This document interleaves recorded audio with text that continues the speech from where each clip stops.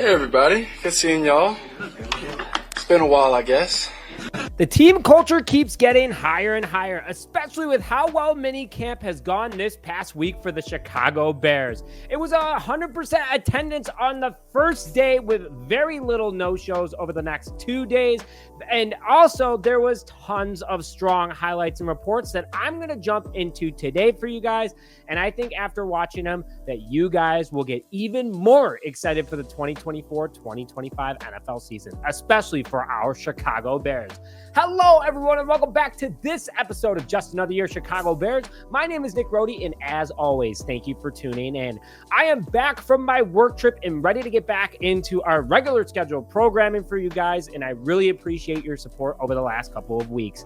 I got news on the Chicago Bears training camp, new information on joint practices along with the training camp schedule, and more today, along with a giveaway at the end, so make sure you're listening closely. Now, before I begin today's show, if you think that the Bears have the best secondary in the NFL, smash that like button to show your support, along with helping showing the NFL where we stand as fans, knowing that this Bears team is going to be dangerous.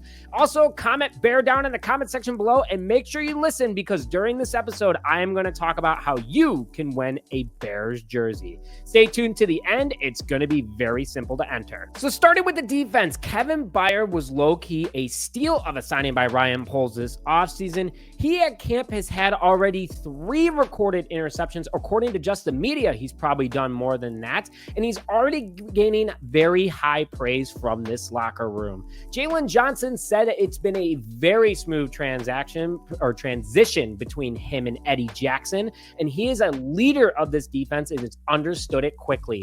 Those are big words from the guy we just paid $20 million to.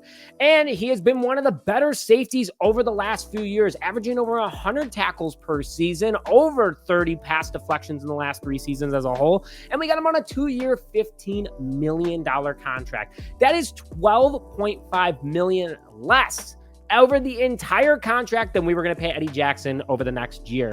So I am very, very happy about the fact that we got Kevin Byard. He's already doing really well for this team, and he's 6th in most snaps in the NFL by an individual player over the last 5 seasons. Guy stays on the field and makes a huge impact all the time. Another guy who makes an impact all the time is Montez Sweat, who is already going 100 miles an hour, it looks like, and he's already in for another Pro Bowl season. You heard it here first with the Chicago Bears. Coming off a 12.5 sack season last year, he knows that he was a huge part of the Bears' massive success in the second half of the season last year.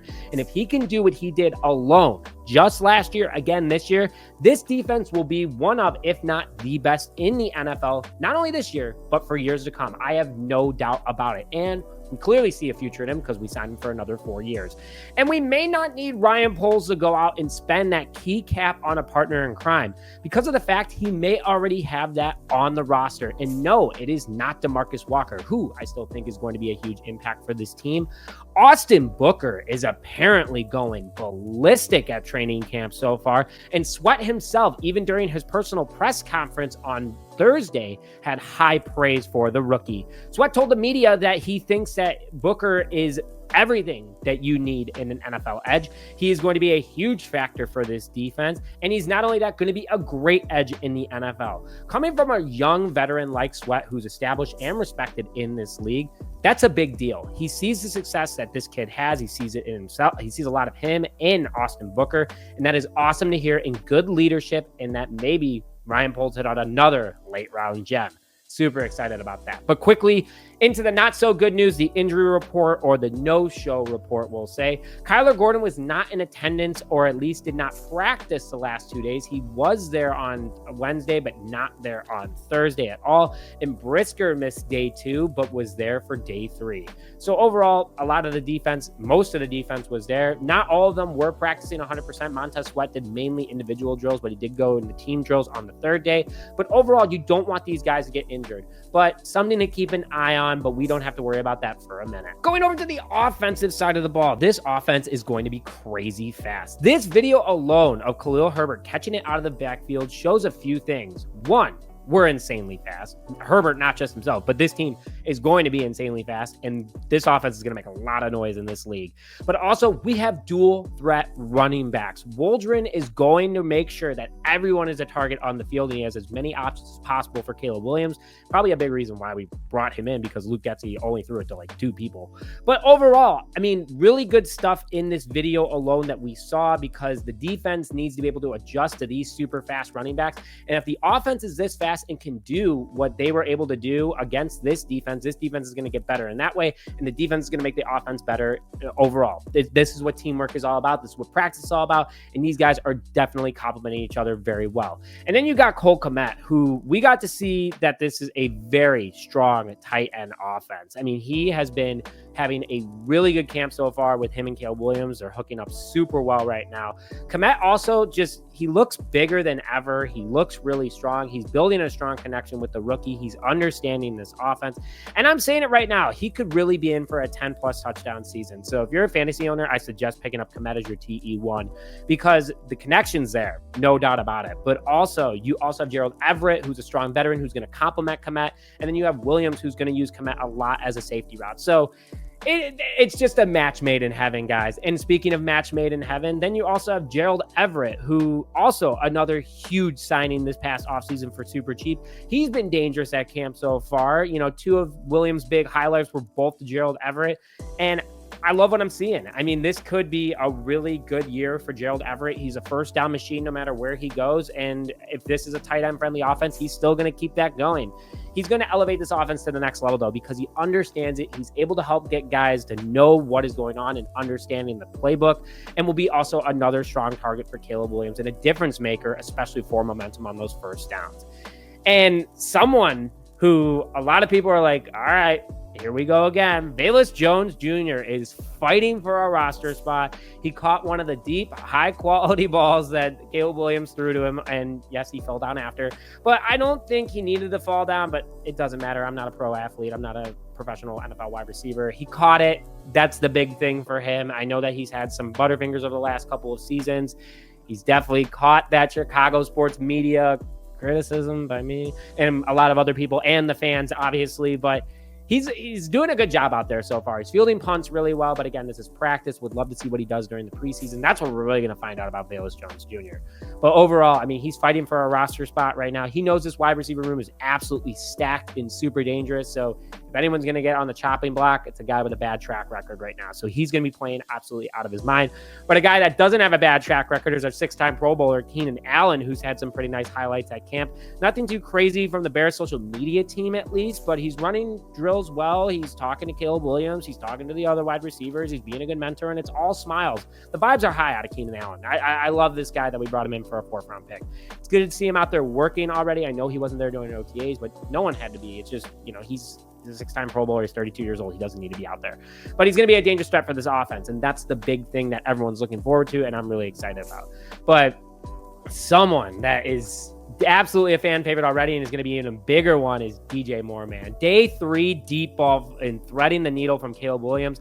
That was a touchdown. It just awesome. Moore is coming off a 1,300-yard receiving season, and he didn't have a good offensive coordinator. He had inconsistent quarterback play. He had no wide receiver help, and he just looks amazing at camp so far. The vibes are high out of him. His press conferences are great. He's smiling. He looks happier than he was last year.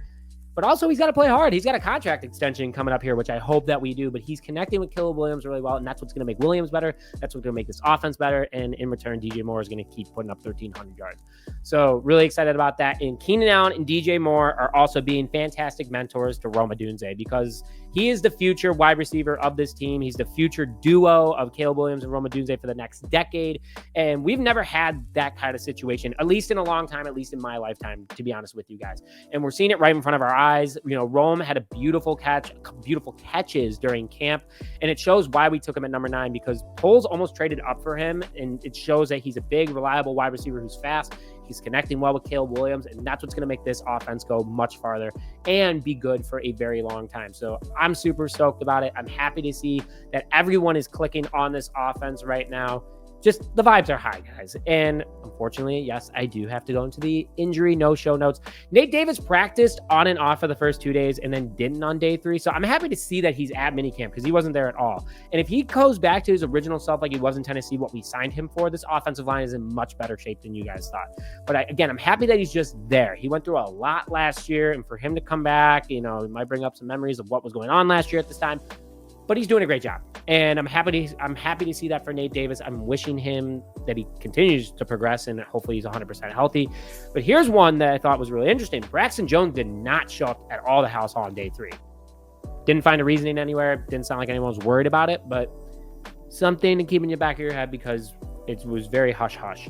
But overall, and then on day 3, Cole Kmet, Tyler Scott, Karan, and Colin Johnson did not practice, but they were on the stationary bikes, and they were just chopping it up with teammates. So overall, the offense looked great. The defense looked great. And I still got more highlights for you guys. Now, before I get into the final highlights, I'd like to thank today's sponsor, Freshie Organic Tequila Seltzer. Go out this weekend and get yourself some Freshie at the link in the description to find Freshie near you. It's fantastic. Tastes great when the weather is warm. And I'm telling you guys, I would not steer you wrong. You're going to love it. So Caleb Williams, what you guys all want to hear about, like I've said this a few times already, but Williams is doing everything that a quarterback should do. There's no struggle. It's consistent. He looks good.